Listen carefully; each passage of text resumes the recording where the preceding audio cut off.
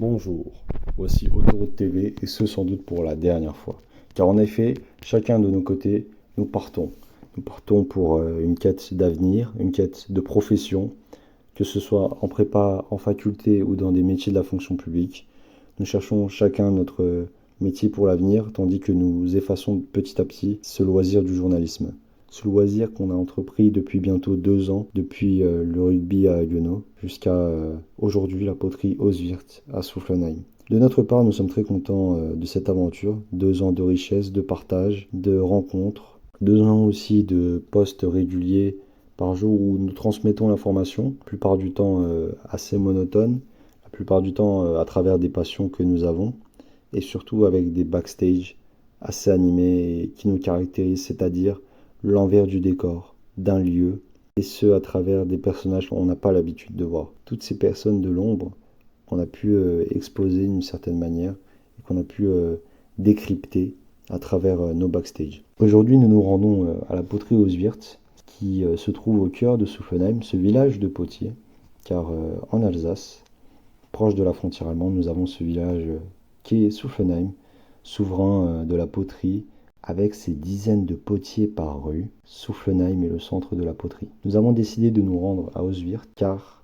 cette poterie permet déjà de se rendre dans les locaux là où les artisans travaillent. Car en effet, si vous habitez dans le coin ou si vous passez à l'occasion, vous pouvez vous rendre à l'intérieur là où ils fabriquent les pots et tous les ustensiles en argile, car en effet, c'est un service qu'ils proposent gratuitement. Nous, de notre côté, en tant que journalistes, en tant que fabricant de backstage depuis bientôt 2 ans, nous avons décidé d'interviewer les gens de cet envers du décor, les fabricants, les artisans, le commercial, ces personnes que nous n'avons pas l'habitude de voir ou en tout cas de questionner sérieusement. Je vous souhaite un bon visionnage pour sans doute ce dernier backstage. Alors, on est aujourd'hui du coup dans la poterie de Oswirt à Soufflenheim et on est aujourd'hui avec vous et on est là pour vous poser quelques questions. Est-ce que déjà vous pouvez vous présenter? Donc, je m'appelle Véronique. Voilà, ça fait maintenant quelques mois que j'ai rejoint l'équipe de la poterie Oswirt à Soufflenheim.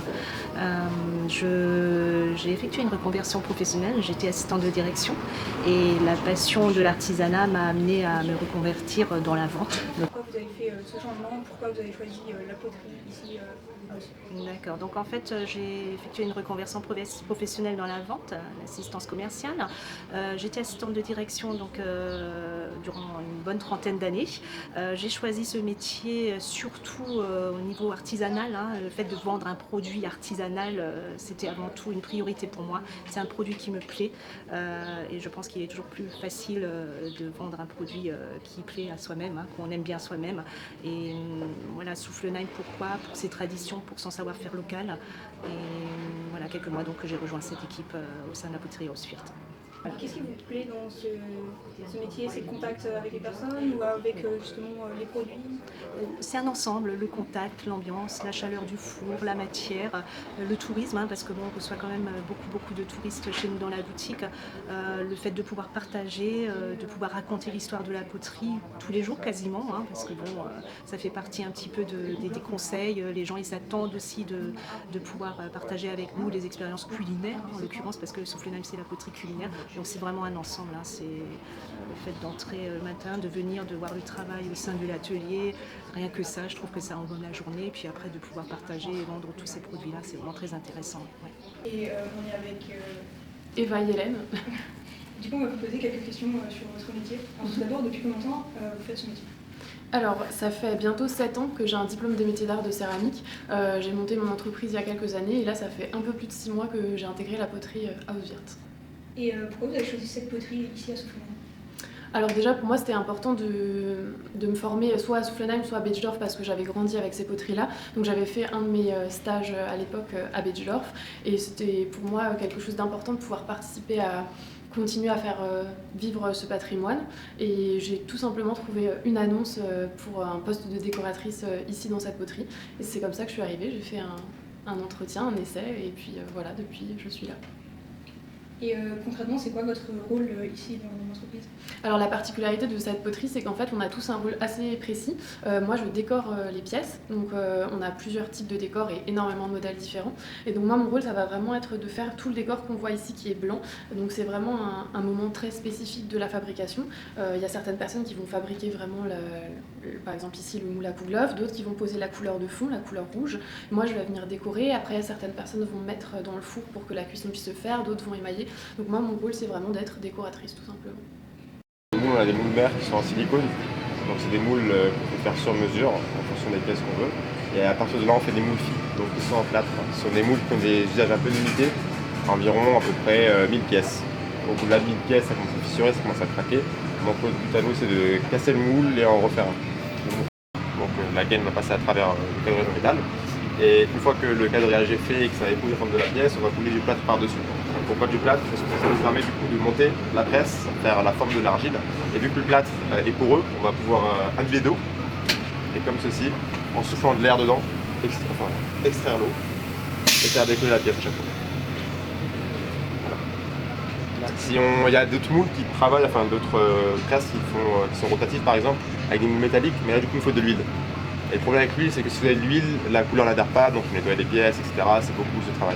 C'est pour ça qu'on a peut-être plutôt pour cette technique-là. Voilà. Par contre, si tu commences à appuyer, là tu la casses la pièce. Et ça reste encore manipulable. C'est entre le mou et le dur, on va dire. Voilà.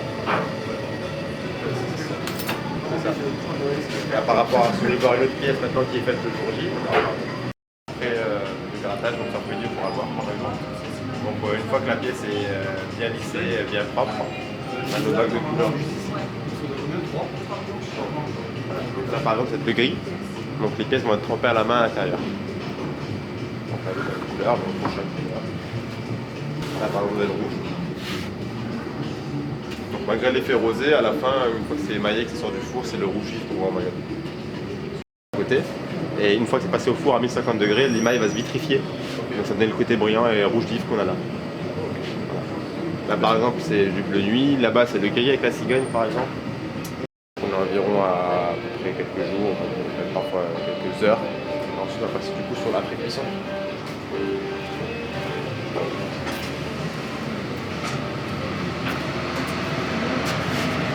Donc là on est sur le point de pré-cuisson, donc il y a deux cuissons qui sont établies lors de notre préparation du produit. La première qui se fait à peu près à 950-1000 degrés.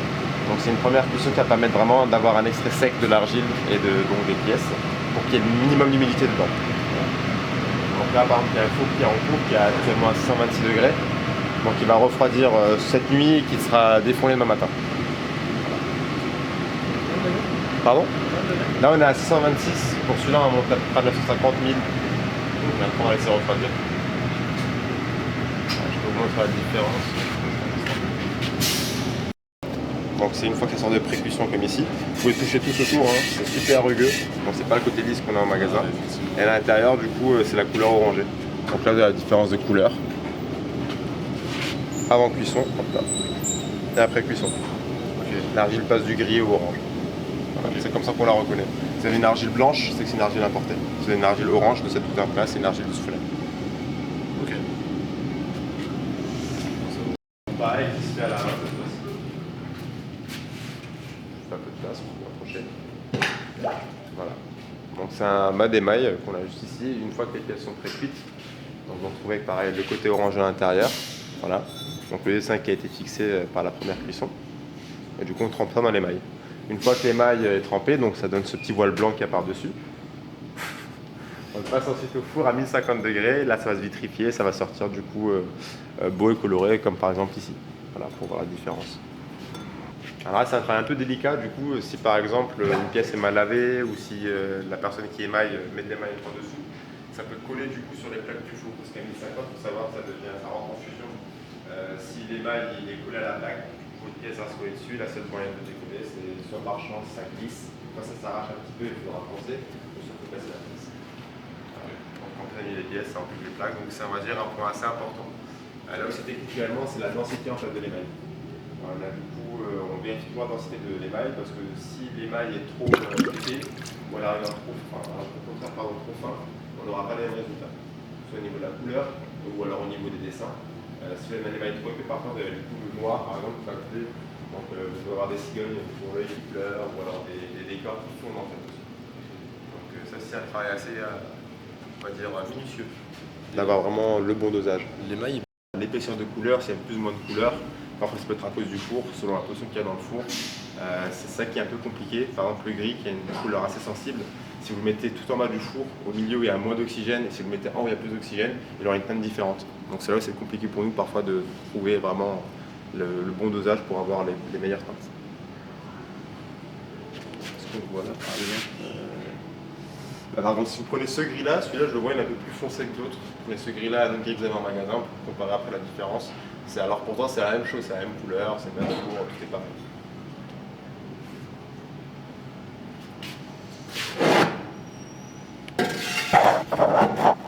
Que ces pièces-là ont été pressées, du coup il y a un travail qui se fait après, juste ici.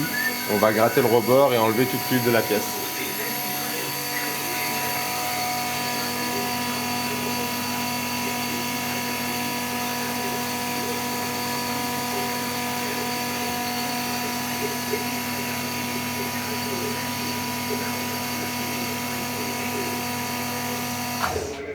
Ah, tu nettoies juste, t'as déjà gratté, hein? Gratter, j'ai fini les gratter. Tu peux en gratter une? Tu peux en montrer? Dès qu'elle va tourner en rond, il y aura la lame qui va automatiquement gratter le bord, donc le plus gros, parce qu'il y a quand même un deuxième grattage qui est fait juste après. Et du coup, là, il y a tous les déchets qui vont derrière. C'est des déchets qui sont remplis d'huile, du coup, qu'on laisse sécher et qu'ensuite on remouille pour bien les trier. Vous faites quoi de tous les petits déchets qui nous revoient aussi? Donc en fait, ces moules-là, ils vont avoir du coup une encre qui va sur cette machine qui est ici. À l'intérieur, vous allez avoir des gabarits, comme ceci. Et là, le but, c'est d'avoir de l'argile très très molle qu'on va tapoter dans le moule directement. Vous avez le moule qui tourne sur lui-même. Vous prenez l'argile molle et vous le tapotez pour que ça rentre bien dans les recoins, dans les poignées, etc. Et ensuite, pour bien lisser, du coup, pour faire l'épaisseur de la pièce, on a des gabarits qui sont juste ici. Voilà. Donc pour faire des assiettes comme ceci, ou alors des terrines rondes, certaines pièces sont faites ici. C'est que pour les très grosses pièces, du coup, sinon ça vaut pas le coup. C'est ça, en fait c'est pour les très grosses pièces parce que du coup il faut un système de, comment dire ça, si maintenant on faisait une pièce, on peut la faire autour, hein, celle-ci, il n'y a pas de souci. Le problème c'est que pour fixer une poignée, du coup il faut ce qu'on appelle la barbotine, donc l'argile liquide. On va prendre la poignée, on va la coller dessus.